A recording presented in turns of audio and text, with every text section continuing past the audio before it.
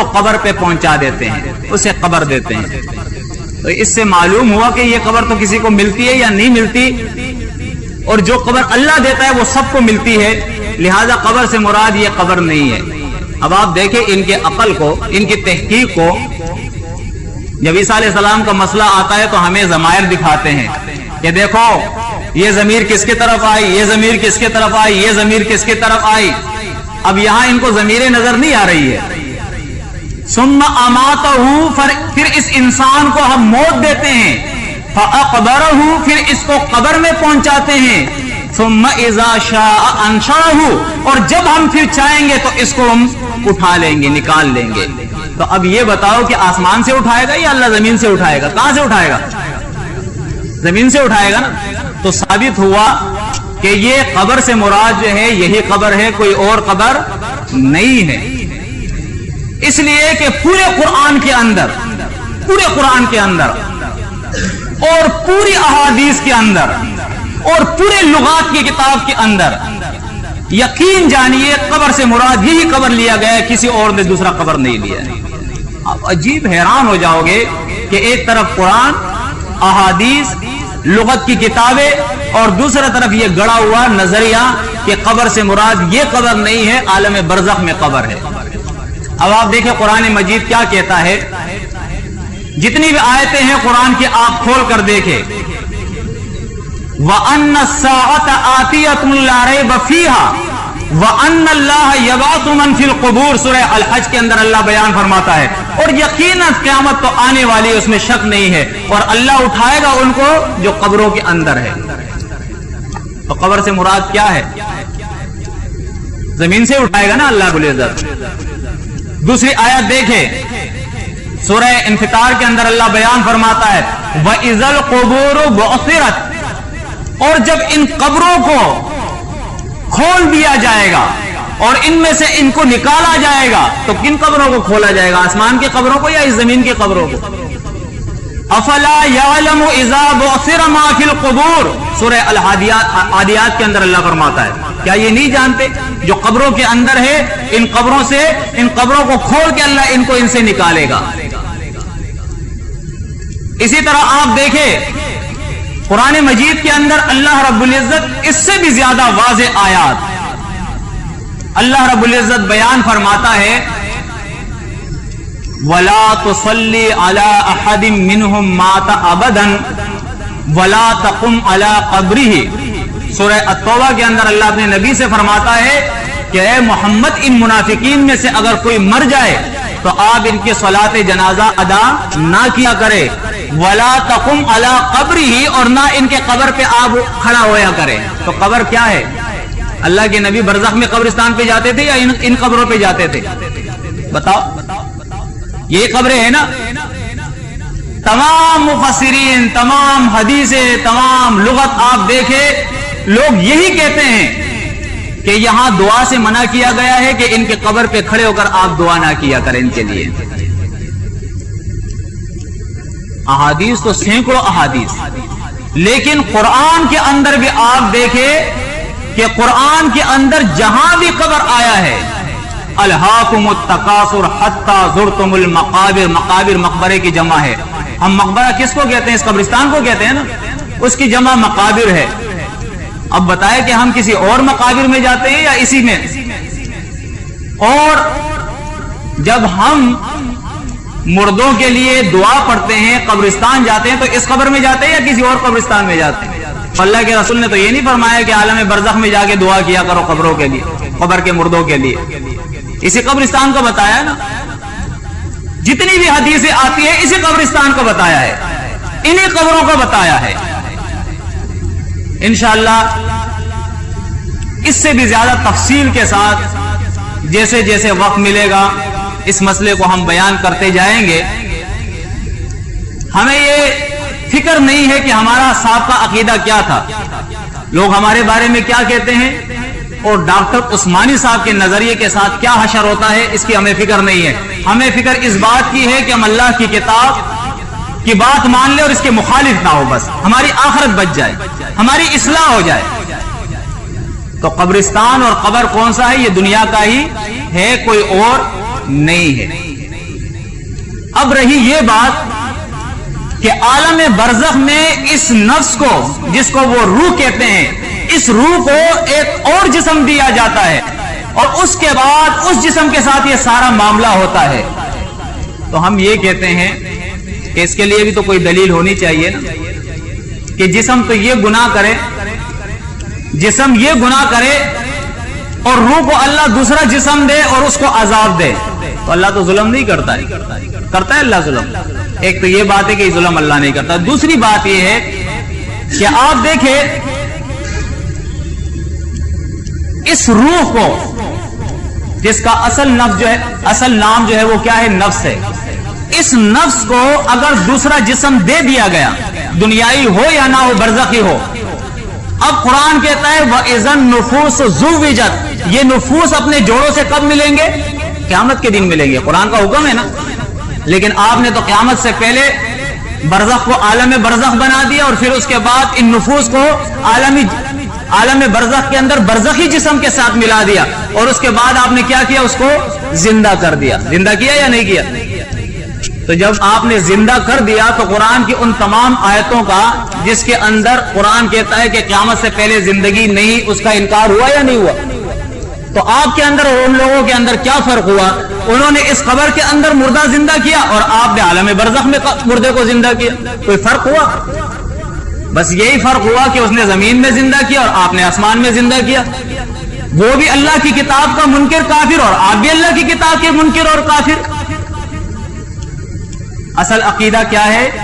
کہ موت کے بعد انسان مردہ ہوتا ہے اور قیامت تک مردہ ہوتا ہے. یہ عقیدہ ہمیں اپنانا ہوگا. نہ اس کو برزخی جسم ملتا ہے، وہ تمام روایتیں جس میں برزخی جسم کا، جس طرح شہداء کا آیا ہے، وہ سندن بھی صحیح نہیں ہے اور اللہ کی کتاب کے بھی وہ خلاف ہے. ان روایات کو ہم رد کرتے ہیں. ہمارا عقیدہ ہے کہ قرآن نے کہا ہے اموات غیر احیاء، یہ مردے ہیں، ان کے اندر زندگی کی رمق نہیں ہے. ثم انکم یوم القیامت تبعثون، مردے کو قیامت کے دن زندہ کیا جائے گا، اس سے پہلے زندہ نہیں کیا جائے گا. اب آتے ہیں کہ عذاب ہوتا ہے یا نہیں ہوتا ہے، اور سوال یہ پیدا ہوتا ہے کہ یہ عذاب جب زندگی نہیں تو موت کے مردے کے ساتھ کیسے عذاب ہوتا ہے؟ جب زندگی نہیں تو مردے کے ساتھ کیسا عذاب ہوتا ہے؟ یہ سوال اکثر لوگوں کو پریشان کرتا ہے کہ یار جب ہم کہتے ہیں کہ یہ مردہ ہے، پھر ہم یہ بھی کہتے ہیں کہ عذاب اور راحت بھی ہو رہا ہے. یہ تو عجیب ہے، سمجھ میں نہیں آ رہا ہے. اکثر لوگ کہتے ہیں سمجھ میں نہیں آتا. سمجھنے کی کوشش کیجئے. اللہ فرماتا ہے والذین جاہدوا فینا لنہدینہم سبلنا وان اللہ لمع المحسنین، جو ہماری راہ کے اندر، ہماری کتاب کے اندر کوشش کرتے ہیں، اللہ فرماتا ہے ہم ضرور اپنی راہ سے دکھا دیتے ہیں اور اللہ تو نیکوں کے ساتھ ہے. تو آپ کوشش کریں، انشاءاللہ آپ کو اللہ سمجھ عطا فرمائے گا. اول تو یہ بات سمجھ لیں کہ عذاب اور راحت، موت جیسے ہی اس کی شروع ہوتی ہے، یہ معاملہ شروع ہو جاتا ہے اور قیامت تک یہ معاملہ ہوتا ہے، اور قیامت کے بعد جو ہے یہ شدید معاملہ شروع ہو جاتا ہے زندگی کے ساتھ. قیامت تک یہ مردے کے ساتھ یہ معاملہ ہوتا ہے. اس عذاب کے لیے قرآن مجید کے اندر مختلف آیتیں ہیں. جس طرح سورہ مریم کے اندر اللہ رب العزت بیان فرماتا ہے قُلْ مَنْ كَانَ فِي الضَّلَالَةِ، نبی آپ ان لوگوں کو بتائے کہ جو شخص بھی گمراہی کے اندر ہے، اللہ کی کتاب کے خلاف ہے، اللہ اسے فَلْيَمْدُدْ لَهُ الرَّحْمَنُ مَدًّا، اللہ اسے ڈیل دے رہا ہے، مہلت دے رہا ہے دنیا میں. اب یہ مہلت کب تک اللہ دے رہا ہے؟ حَتَّى إِذَا رَأَوْا مَا يُوعَدُونَ، یہاں تک اللہ نے یہ مہلت دی ہے کہ یہ اپنی آنکھوں سے وہ وعدہ دیکھ لیں گے جو ان سے کیا گیا ہے. اللہ نے جو وعدہ کیا ہے وہ کیا ہے؟ اِمَّا الْعَذَابَ وَإِمَّا السَّاعَةَ، یا تو یہ عذاب کو دیکھ لے گا اور یا قیامت کو دیکھ لے گا. تو ثابت ہوا کہ ایک چیز قیامت ہے اور دوسری چیز کیا ہے؟ عذاب ہے.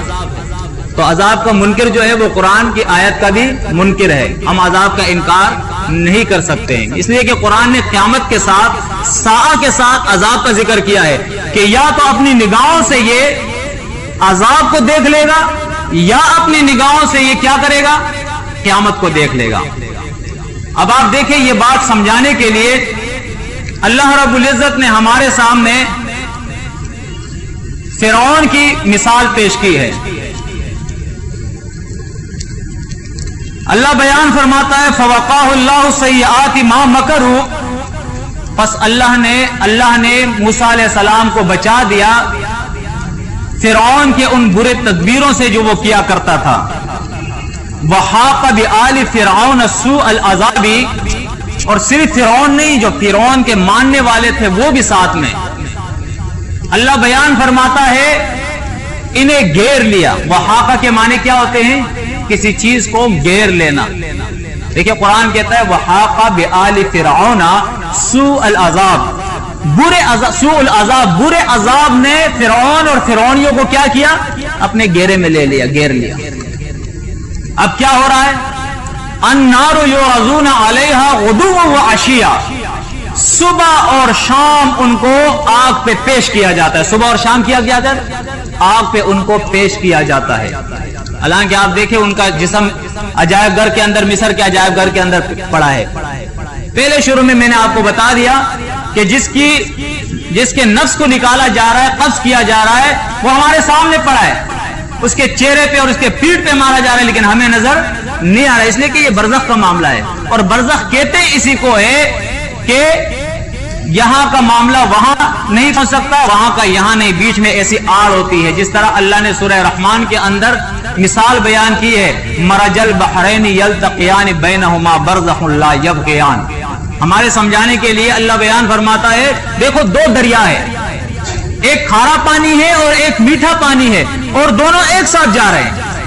ادھر کھارا پانی ہے، ادھر میٹھا پانی ہے، دونوں ایک ساتھ جا رہے ہیں، لیکن لا یبغیان، کھارا پانی ادھر نہیں جا سکتا اور میٹھا پانی ادھر نہیں آ سکتا۔ اور وہ برزخ ہمیں نظر آ رہا ہے کیا؟ پردہ نظر آ رہا ہے؟ نظر نہیں آ رہا ہے۔ جہاں یہ دو پانی آپس میں ایک ساتھ جاتے ہیں، آپ جا کے اس کا مشاہدہ کریں، آپ کو پردہ کوئی نظر نہیں آئے گا، کوئی دیوار نظر نہیں آئے گی، لیکن اللہ کی کیسی قدرت ہے کہ وہ پانی میٹھا ادھر نہیں آ رہا ہے اور کھارا ادھر نہیں جا رہا ہے۔ لیبارٹری میں اس کو ٹیسٹ کر لے، کھارا ادھر نہیں جا رہا ہے اور میٹھا ادھر نہیں آ رہا ہے، اس لیے کہ بینہما برزخ، ان دونوں کے درمیان برزخ ہے، آڑ ہے۔ اسی طرح آپ دیکھیں مردہ ہمارے سامنے ہے، جس کی جان نکالی جا رہی ہے، ہمارے سامنے سب کچھ ہو رہا ہے، لیکن ہمیں محسوس نہیں ہو رہا ہے، اس لیے کہ پردہ ہے۔ اللہ فرماتا ہے تمہارے پاس فرشتے ہیں جو لکھ رہے، کرامن کاتبین ہے نا، ہمارا ایمان ہے، لکھ رہے ہیں نا، ہمیں نظر آ رہے ہیں۔ جنات دنیا کے اندر موجود ہے، آگ سے بنائے گئے ہیں، ہمیں نظر آ رہے ہیں۔ اللہ کے ملائک جو ہے وہ دنیا میں آیا کرتے ہیں اللہ کے احکامات پر جو ہے عمل کرنے کے لیے، ہمیں کبھی ملک نظر آیا؟ فرشتہ نظر آیا؟ کبھی اللہ کو ہم نے دیکھا ہے؟ یہ ساری چیزیں پردے میں ہیں، ہمیں نظر نہیں آتی ہے۔ یہ اللہ کی شان، اس کی قدرت ہے۔ جو چیز عالم میں ہے، جو ظاہر ہے، وہ ہمیں نظر آ رہی ہے، برزخ کی معاملات کا ہمیں کچھ پتہ نہیں ہے۔ تو اللہ رب العزت بیان فرماتا ہے کہ النار یعرضون علیہا غدوا وعشیا، صبح اور شام ان کو آگ پہ پیش کیا جاتا ہے۔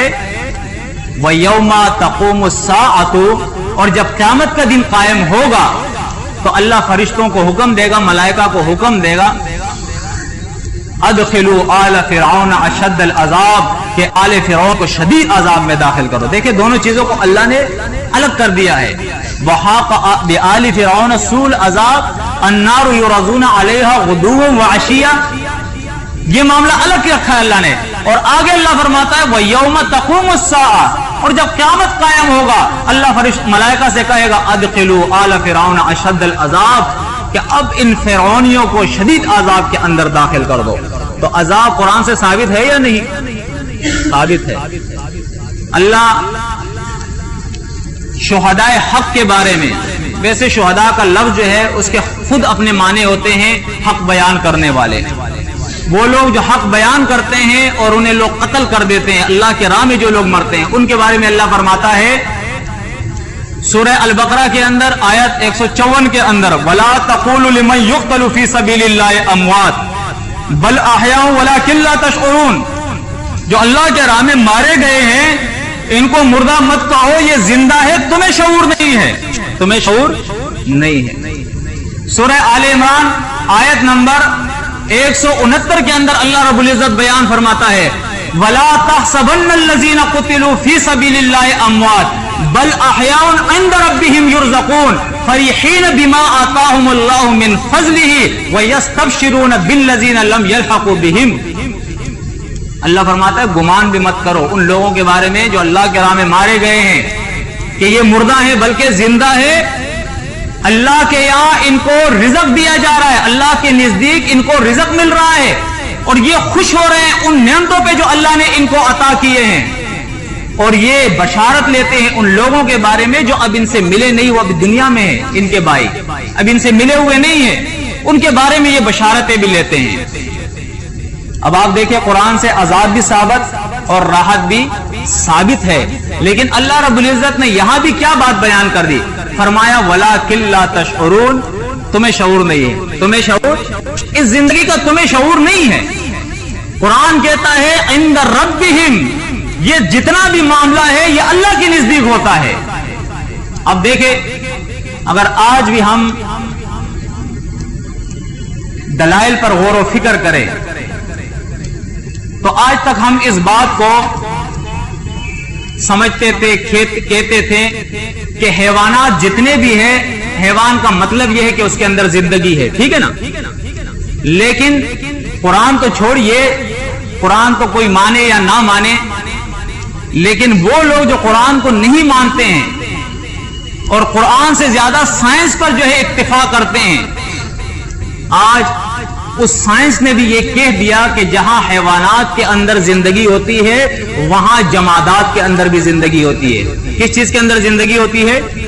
जमादात के अंदर भी जिंदगी होती है। इसलिए कि जिस तरह इंसान के अंदर खुलिये होते हैं, सेल्स होते हैं, इसी तरह ये जमादात जो है इनके एटम होते हैं और ये एटम भी जो है न्यूट्रॉन, प्रोटॉन, इलेक्ट्रॉन इस पर मबनी होते हैं। और ये इलेक्ट्रॉन जो है ये इसके गिर्द जो है, प्रोटॉन और न्यूट्रॉन के गिर्द जो है ये क्या करता है? चक्कर लगाता है। तो इसका मतलब है कि इसके अंदर भी वो हयात है, लेकिन ये अल्लाह के नजदीक है, हम और आप इसको नहीं समझ रहे हैं। कुरान खुद कहता है कि ये इंसान मिन्हा खलकनाकुम व फीहा नुईदुकुम व मिन्हा नुखरिजुकुम तारतन उखरा। इंसान को अल्लाह ने किस चीज से बनाया है? मट्टी से बनाया या नहीं? तो ये मट्टी क्या चीज है? एटम है या नहीं? जितने भी कायनात के अंदर जर्रात पाए जाते हैं उसको एटम ही कहते हैं ना। अब इससे अल्लाह ने इसकी तख्लीक की है, हयात इसको बख्शी है, फिर ये इंसान जो है दोबारा इसके तरफ लौट जाता है, अपने असल की तरफ दोबारा चला जाता है। लेकिन हम इसको हमारे नजदीक कुरान कहता है कि तुम्हारे नजदीक ये हयात नहीं है, वलाकिन ला तशउरून, तुम इसको नहीं समझते हो। और फिर देखिए कुरान के अंदर अल्लाह रब्बुल इज्जत ने, उसकी बड़ी मेहरबानी है कि हमें समझाने के लिए अल्लाह रब्बुल इज्जत ने इस किस्म के दलाइल दिए हैं। जैसे टाइम भी इतना हमें इजाजत नहीं देगा, लिहाजा मैं कुछ ही दलाइल के ऊपर इक्तिफा करूंगा। जैसे अल्लाह रब्बुल इज्जत सूरह बनी इसराइल के अंदर बयान फरमाता है, तो सब्बिहु लहुस समावातु सबउ वल अर्ज़ु व मन फीहिन्ना, 7 आसमान, जमीन, व मन फीहिन्ना, और इस जमीन के अंदर जो कुछ है ये सब का सब, तो सब्बिहु, अल्लाह की तस्बीह बयान कर रहे हैं। ये क्या है? अल्लाह की तस्बीह बयान कर रहे हैं। अल्लाह फरमाता है व इम मिन शैइन, और कोई भी चीज नहीं, शे कहते हैं छोटे से छोटे जर्रे को, व इम मिन शैइन, और छोटे से छोटा जर्रा भी ऐसा नहीं है, इल्ला युसब्बिहु बिहम्दिही, मगर वो अल्लाह की तस्बीह और उसकी तारीफ करता है। और सुभान अल्लाह, अल्हम्दुलिल्लाह, एक छोटे से छोटा जर्रा क्यों ना हो वो भी अल्लाह की तस्बीह और उसकी हम बयान करता है। लेकिन अल्लाह फरमाता है वलाकिन ला तफ़क़हून तस्बीहहुम, लेकिन उसकी तस्बीह को तुम नहीं समझते हो, उसकी तस्बीह को तुम नहीं समझते हो। देखिए कुरान मजीद के अंदर अल्लाह रब्बुल इज्जत बयान फरमाता है सूरह अल बकरा के अंदर وَإِنَّا مِنْهَا لَمَا يَحْبِطُ مِنْ خَشْيَةِ اللَّهِ، بعض پتھر ایسے ہوتے ہیں پتھر کے اللہ کی خشیت سے لڑک جاتے ہیں. پتھر بھی اللہ کی خشیت رکھتے ہیں، وہ بھی اللہ سے ڈرتے ہیں.